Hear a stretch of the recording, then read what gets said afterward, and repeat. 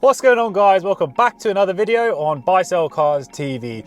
Today we are talking about the Volkswagen Polo. This is the part 2. If you haven't already seen part 1, I suggest you click here and go watch that before. Otherwise this video is not going to make a lot of sense to you, but once you have, come back and watch this video. So today is a part 2 video of the Volkswagen Polo. Buying it for £225, can you make a profit flipping a £225 car? The answer is yes, you can. So I'm glad to now say that that car has sold. I'm going to give you a breakdown of costs that were involved. So hopefully this will be a really helpful video for you guys looking to get into the trade, because as I said in my previous video, this is a fantastic way to get into buying and selling cars. You know, you don't need a lot of money. However, I know it is a bit difficult and it does sound a bit tricky and complicated, but hopefully the video today can explain how I added value to the car and was able to make a good profit. So let's get straight into it. So I've got it all over here on my phone. I paid £225 hammer price for the car, as you are aware. Now, there are some fees involved. This does vary with sort of what account you have. Now, the fees I had to pay on the car were £135. So the total cost of the car when I drove away from auction was actually £360. Now, once I got the car back, obviously there was a few things that I wanted to get done. Now, being an old car, there are some things, you know, it is just wear and tear related. You know, you can sell the cars without, you know, having to do certain things, you know, like bodywork, for example, because of the value of the car. One of the things which I needed to get done was an oil change. So this is really important. It just makes it a lot better when you come to sell the car. Now this cost me £72. So that was just for a standard oil and filter change. The next thing which I went to do, obviously you guys saw the car, it was absolutely filthy, guys. You know, wear and tear wise, it wasn't necessarily too bad, but it didn't smell very nice. It was quite dirty, so had to get the valet done. That cost me £40. Now, those were the things I had to get done to get the car ready for sale. The car already had a long MOT on the car, so I wasn't too worried about that. When the car went for oil and filter change, they do have a look underneath the car just to give the car a quick check over. This is something which I get done with all cars anyway, but you know, it's just important to know that the car is roadworthy. So the final cost that was involved, now this is a bit different because I have an account with Auto Trader, but you know, for advertising cars below £1,000, it's £10 plus VAT. So it's £12 to advertise the car for a couple of weeks. So that brings the total cost of the car to £484. Now, I know that sounds a lot more expensive than the 225 that we spoke about before, but you have to bear in mind, these are certain costs which aren't avoidable, such as the fees involved.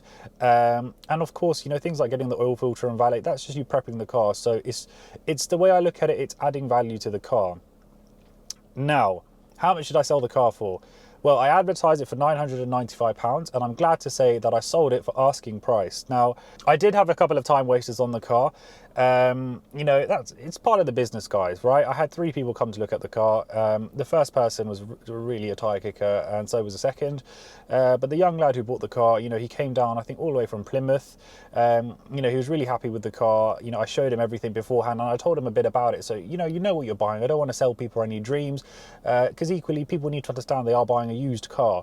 So it's very important that I was doing that. I wanted him to be happy with the car he was buying, so I was quite informative about these things. But yeah, very happy to say sold the car for £995. So that leaves me with a profit of £511. Now, you know, that's really good, guys. That's, you know, that's really good. It's over 105% on my investment in terms of the margin. So, you know, to buy something and double your money, if you look at it as a percentage wise, you know, you buy a car for £5,000, you don't really sell it for 10. So in terms of margin, it's really, really good. So as I mentioned, guys, in my first video, you know, this is really a great way of getting into the business. There's little risk as well, because like I said, you could just scrap the car, you can take parts off and sell them. So you're not really going to lose out. You know, you still make a few quid, to be honest, you know, even if you go down that route. It's not ideal, you know, it will be time consuming, but investment wise, you're quite safe on that end. You know, and the thing is, guys, even if you're new into the business and you haven't got the insurance in place, you can get day insurance done. You can tax the car on a direct debit. So, you know, there's ways of getting into the business to build up your money before you start committing yourself to trade insurance, which I understand can be very expensive for people getting into it, but that's something you will need if you are consistently selling cars. But in the meantime, day insurance is a good way to go. The downsides to these types of cars is, you know, you do get a lot of fussy customers, I find.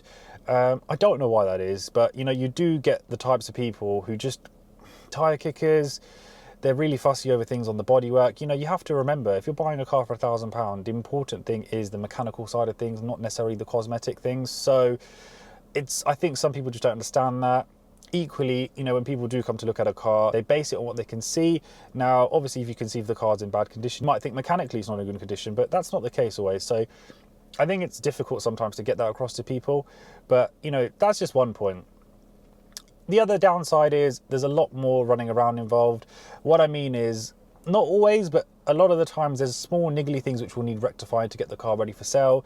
So it does tend to mean there are more things which we need doing to get the car ready. However, as you've seen, the margins are fantastic. You know, in terms of what you're putting in, you're getting a lot out of it in comparison to if you were buying an expensive car.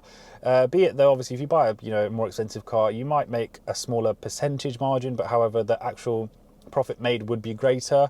You know, as you've seen on probably many of my videos, you know, I'll make a lot more money on a car. However, the initial investment is greater. So equally, it has their pros and cons, but definitely, guys, this is a fantastic way to get into the business. Anyway, I really hope you've enjoyed this video. It was just a quick update video. I'm trying to not ramble on so much about it, but you know, I want it to be detailed as possible to some extent as well for you guys who've been waiting for part 2. I know it's been a little while, but as you can see, I've literally just pulled over just to get this video done for you guys. I sold the car a few weeks ago, but yeah, I hope you've enjoyed this video, guys. Don't forget to like, share and subscribe, and I'm going to see you on the next one. Take care, guys.